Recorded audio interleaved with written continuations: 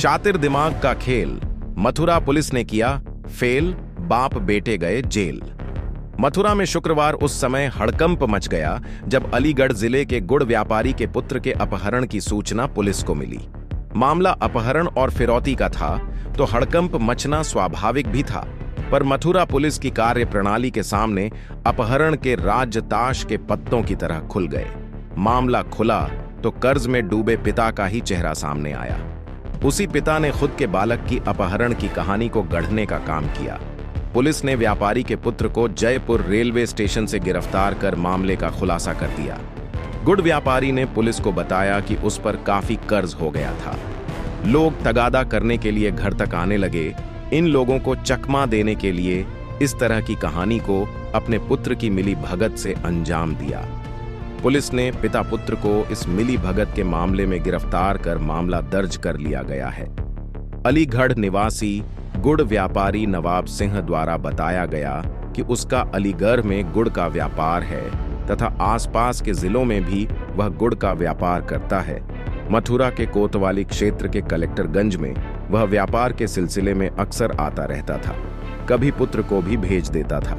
नवाब सिंह ने बताया कि उस दिन उसका पुत्र सोनू तगादे पर मथुरा आया और उसने मार्केट से 3 लाख रुपए भी वसूल किए थे।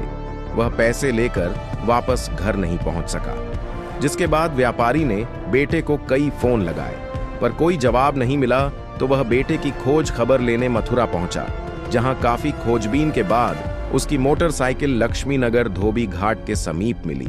उसके बाद उसने बेटे के अपहरण की आशंका होने पर पुलिस को जानकारी दी।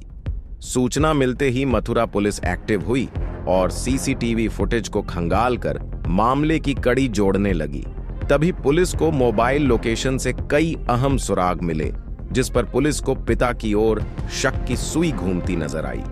पुलिस ने पिता के साथ सख्ती से पूछताछ की तो सारा मामला खुल गया। पुलिस ने पिता पुत्र को मामले में गिरफ्तार कर आगे की कार्यवाही करने के लिए भेज दिया।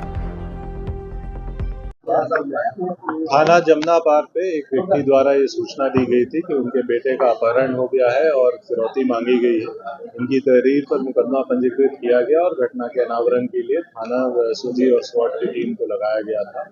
जांच के दौरान ये बात प्रकाश में आई कि इन लोगों ने खुद ये षड्यंत्र के तहत प्लानिंग की थी और कोई भी अपहरण नहीं हुआ था। इन पर बकाया पैसे थे जिससे उनको ना देने पड़े, उसके लिए इन लोगों ने ये पूरी प्लानिंग करी। जो तथाकथित अपहृत था उसे तथा उसके पिताजी को गिरफ्तार कर लिया गया है। राजस्थान में वो व्यक्ति छुपा हुआ था जहां से उसको पकड़ा गया और उसे न्यायिक अभिरक्षा में भेजा जा रहा है। परिस्थितिजनक साक्ष्य और इनके इकबालिया बयान इत्यादि के आधार पर इन्हें न्यायिक अभिरक्षा में भेजा जा रहा है।